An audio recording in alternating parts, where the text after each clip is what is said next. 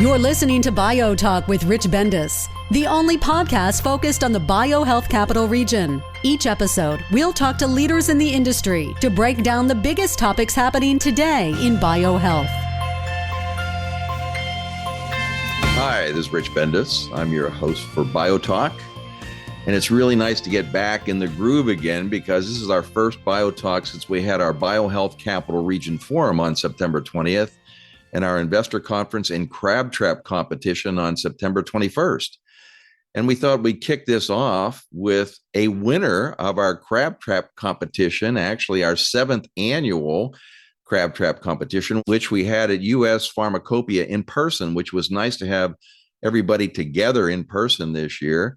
And our winner for that 7th annual crab trap is Sherine Chan, who's the co-founder and CEO of Neuroene Therapeutics. Sherine, welcome to BioTalk. Thanks, Rich. Yeah, we're really excited that we won the crab trap, and now I can pronounce it properly instead of because I was calling it crab pitch, I think, at one point, which is great. Well, that's better. Some people were calling it crab feast, and I didn't have crabs enough to feed everybody there. So the trap is good, and you actually have a trap. And we'll talk a little bit more about crab trap later in this interview we're doing in the podcast. But congratulations.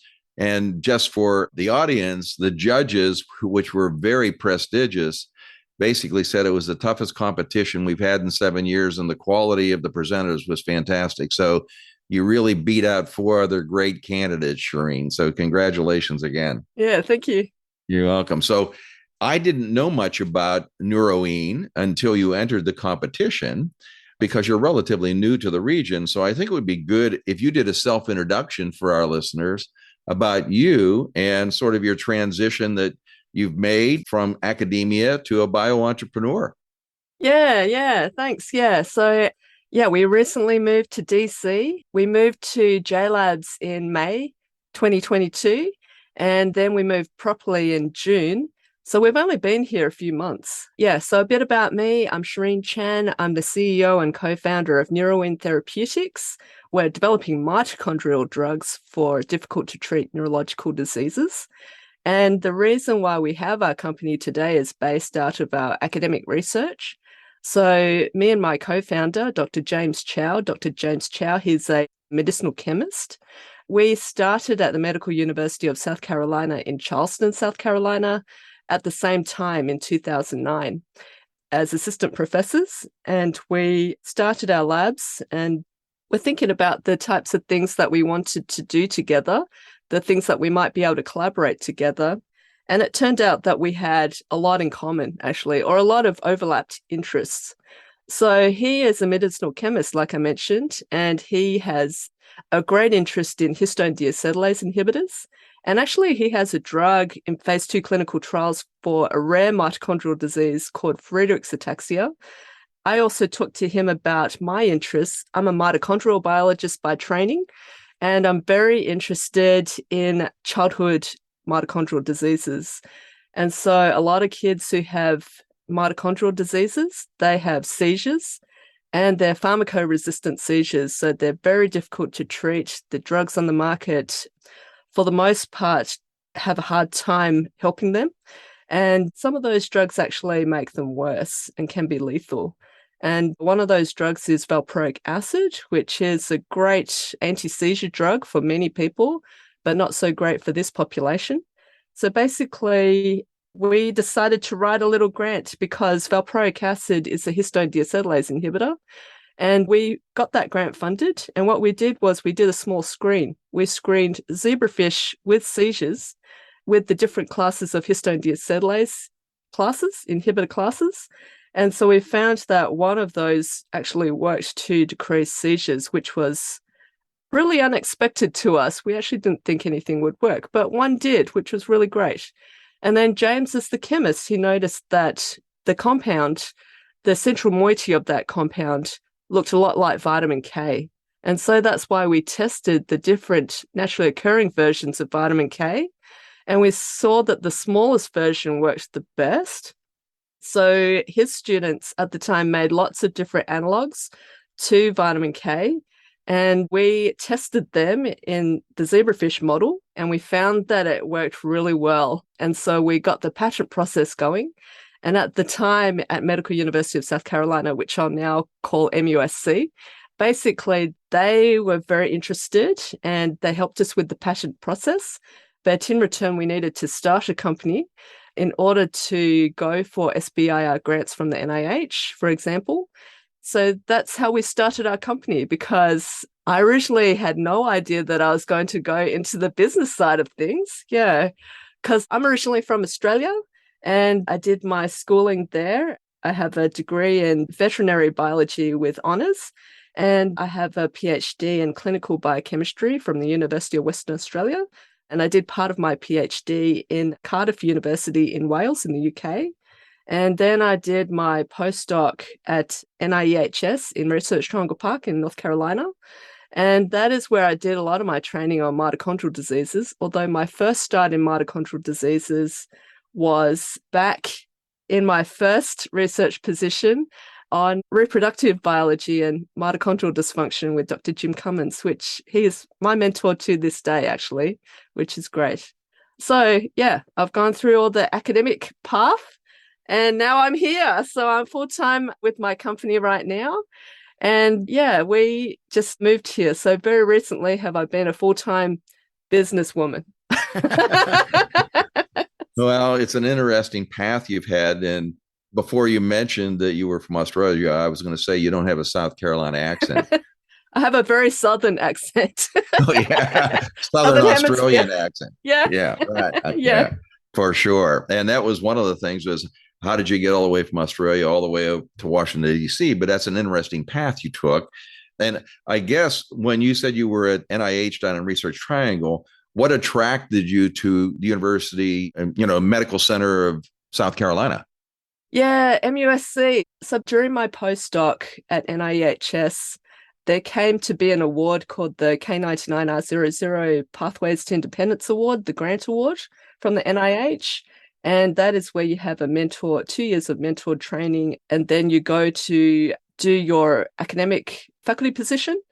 So I was looking for universities that had a good mitochondrial base. And so I had interviewed with several places, and this place was particularly good because so many researchers working on mitochondrial diseases, and particularly the people who were very interested in understanding mitochondrial respiration and how it works in a model organism, which is what we were trying to do at the time. What attracted to me also was that they had a good drug discovery department. And so my goal at the time was to find a university that would allow me to branch out into developing new model organisms for mitochondrial disease, because my academic lab at the time was looking at developing these animal models for which in mice, unfortunately, some of these mice who had these knockouts, they died in utero, which didn't necessarily replicate some of the disease processes that found in humans.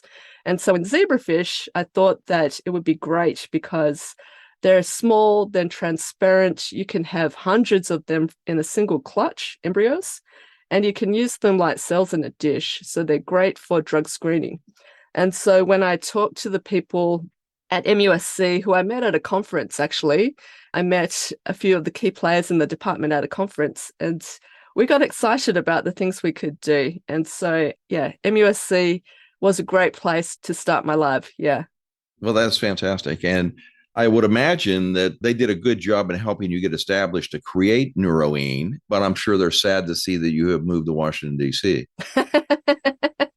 Yeah, we're very happy to move to Washington, D.C. I mean, Charleston is a very nice place and a very, very supportive place for small businesses, because I think because we are small, everybody banded together, and so the community was small but very nice. And at the time we were starting our company, MUSC had sort of like a mini accelerator program for businesses, and they had a lot of mentors in the area who had come to Charleston to retire or, just still dip their foot in to help small businesses. But they didn't have their big jobs at pharma anymore, for example. So this was a multi-week course, and basically they helped us with our pitch deck and thinking about our strategy, and it was really good. And so some of the mentors that we had at that time, we still continue to interact and connect with, and they were instrumental for us to write our SBIRs as well. Unfortunately, I don't think that that program is still occurring because the person who was in charge of that moved to a different university.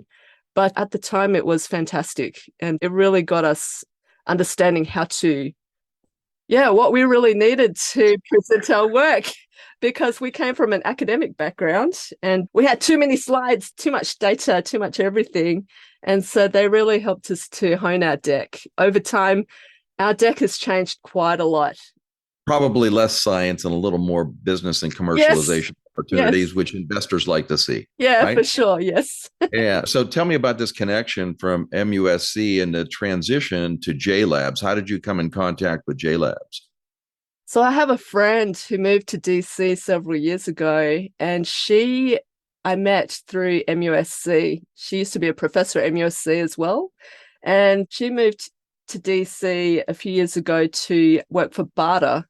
And actually, I had heard of BARDA before, but I had not known exactly what they did. And so from her, she was working on the COVID response, actually. And so basically, she told me a lot about BARDA. And through her, I was able to meet a lot of different people in the program.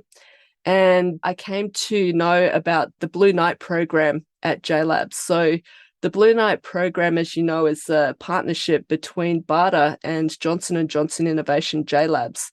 And it's an award where they're looking for companies that are working on such things for public health emergencies, such as medical countermeasures for nerve agent exposures, which is what we are also working on, and also for different types of products that Johnson & Johnson potentially would be interested in. And so it was quite a process. There was an application process, and then I had a couple of interviews. We were lucky to be awarded the Blue Knight Award.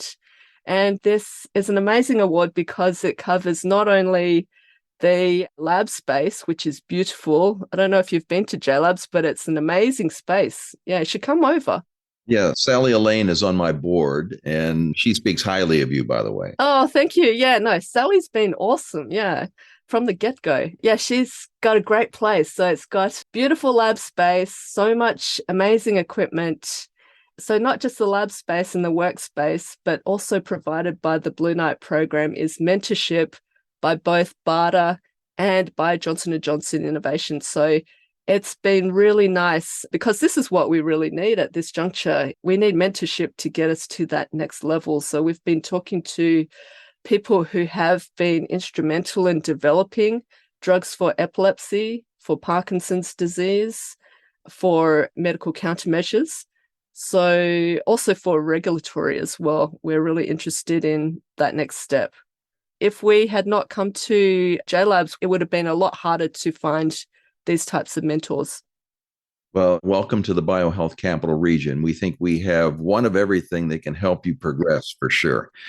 And let's talk a little bit about coming from academia to being an entrepreneurial CEO in bio and the funding path and how much fun you've had in raising money for your new company.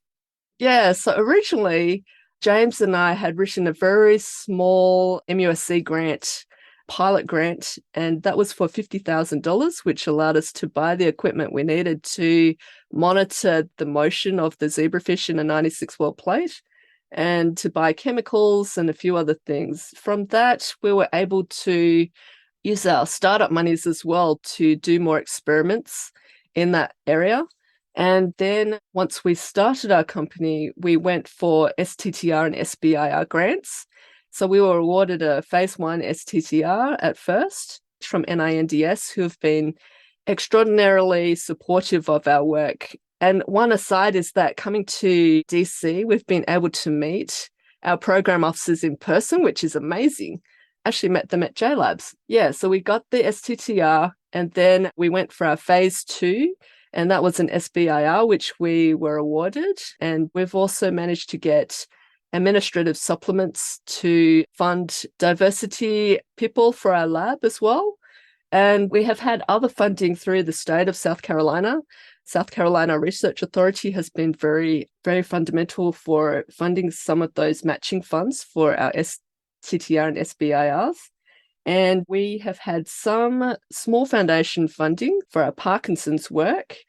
And we have 3 grants pending, 2 that have gone through study section, and those 2 have received really awesome scores. And so we've been talking to our program officers, and we hope to get those funded soon, hopefully, which would be great. And so then we can start more studies here at JLABS. Well, it's exciting that you've basically been able to fund a company to this point with all non-dilutive funding. You haven't had to do your friends and family or angel round or, your pre-seed round at this time. Yeah, we've been very lucky, very, very fortunate. Yeah, all non-dilutive so far. Yeah. Yeah. Well, it's nice to control your equity, but at some particular point in time, you'll have to get into the real world, especially as you advance into the clinical. So I think you've got great mentors, though, because the type of pitch you had to do for Crab Trap would be more traditional for that, which when you're going to have to go for equity funding. Yeah, great. Yeah, that's true. Yeah. So I'd really like to thank the people on the coaching team for the Crab Trap, because that really helped me to add more things that I had forgotten to put into the pitch deck. For example, Ethel Rubin, who had amazing comments and help to us for the coaching. She had mentioned that the University of Utah, who did all of our animal studies, mouse and rat studies, there's anti-seizure animal models that are funded through the NIH, actually. So the University of Utah have an anticonvulsant drug development program, and that's run by Dr. Karen Wilcox, who's our long-term amazing collaborator. And her site is actually the NIH Epilepsy Therapy Screening site. So the contract site, they have a lot of funds to test all compounds from academia, from biotech, pharma. Pharma uses them. Most of the drugs that have come out on the market have actually gone through her labs. Ethel had mentioned that a lot of these drugs don't do so great through the battery of tests. And so it's actually rare to see a drug that has such broad spectrum activity. And that's what our collaborator says too. So we think we have something. And now we have, through our SBIR fundings, we've now got a lead clinical candidate that I mentioned at the pitch. And so that compound has, like I mentioned, broad spectrum anti-seizure activity. It's very fast acting and it can be used as a chronic therapeutic. So this is one of the reasons why it could potentially be a good countermeasure for nerve agent induced exposures where there are seizures. And also Parkinson's disease could be an outcome from these nerve agent exposures as well, because our compounds also work in Parkinson's disease animal models. But yeah, so this compound, it's also received orphan drug designation from the FDA for Dravet syndrome, which is a rare childhood epilepsy. So we are ready for IND-enabling studies, for which we need quite a lot of funding. And we've been talking a lot to pharma, and we've started talking to venture as well, because the pharmaceutical companies that we've talked to since our ODD came out, they've been very interested. They've been in our data room, but they want us to get a little bit further. So they would like to see human clinical data. And so for that is why we're talking to potential investors right now, because we want to get there as soon as possible to get to that next step. Part of the grant funding would cover some of those studies, but not all of the studies. Yeah. Well, I think you're finding that you have the challenge of a early successful bio entrepreneur right now, because you have multiple opportunities with your technology and your science to go in several directions. And the question is, how do you stay focused? Because you can't fund everything at one time. You can do some things in parallel, but you have to make some critical decisions when you go out for your money, because different investors or strategic partners are looking for different things that you may have to offer. How do you balance all of that, Sherine? Yeah, that's exactly right. Right. So limited funds means you've got to be ultra focused. And when we were in academia, we actually tested quite a few different disease indications, different animal models. And so it does work in different seizure types. It works for two different models of Parkinson's disease with mitochondrial dysfunction. It works on rare mitochondrial disorders using the models in my old lab and a few other disease types. And the way we mitigate that is we have now developed partnerships or collaborations with people who have the disease models that we're interested in. And if there is a hit and it looks really good, then we are writing SBIRs to follow up on those. And that would be, if we had unlimited money, we would test everything. But for right now, yes, we have to be laser focused on Dravet syndrome and those rare childhood epilepsies for right now. But that's not to say that we recently talked to a large pharmaceutical company about our Parkinson's work, because their focus is not really on epilepsy, but they're very interested in Parkinson's. So we've just started to talk to them now. So we have that as our second indication in the pipeline. And we have more than 200 different vitamin K analogs. And it does seem like some of these analogs do work a little bit better in different disease types too. So there's that. If we hit it big, we can branch out a little more. I'm sure you can. But it sounds like NIH has become your best friend right now. We love the NIH, yes. You love the NIH. And you mentioned something that a lot of the listeners and early stage entrepreneurs, I'm talking to Sherine Chan, who's the co-founder and CEO of Neuroene Therapeutics.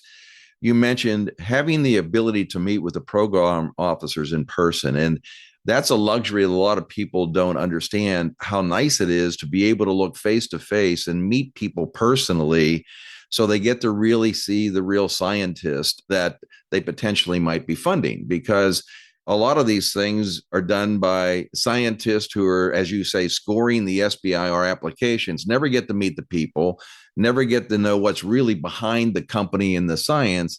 And this opportunity to meet with people face to face, I think, is a real benefit to being in the BioHealth Capital Region.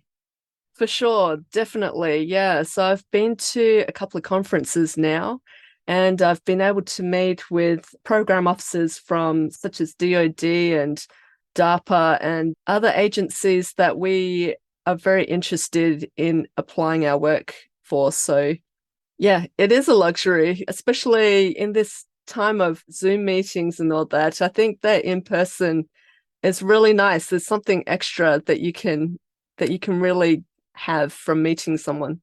Right. Well, we think you're a great new participant within our area and are definitely going to be successful. But let's talk a little bit about the challenges of the CEO, identifying what your next major goals and milestones are, Sherine. Tell us a little bit about what your next plans are for the next, 1 year, 3 year, 5 years for Neuroene. Well, like I mentioned, our overall dream would be to develop drugs for all the difficult to treat neurological diseases, especially where there's mitochondrial dysfunction that occurs. So in the next year, we hope to have enough funding to start our IND enabling studies. And so that will go for a year and a half or so. And then pending funding, as usual, we would start our clinical trials. We've been talking to companies in Australia. Actually, at the Maryland Bio that I went to last week, I met with a great group. They run clinical trials in Australia, and they also have a subsidiary here in the US as well. And so our phase 1 trials will likely be in Australia because, one, they're cheaper, not just because of the exchange rate, but also because of the various research and tax credits that they have for these types of studies. But they also can be run a lot faster, as you know. So our goal is really to get to the clinic as fast as possible. So that's our main goal over the next 1 to 3 years.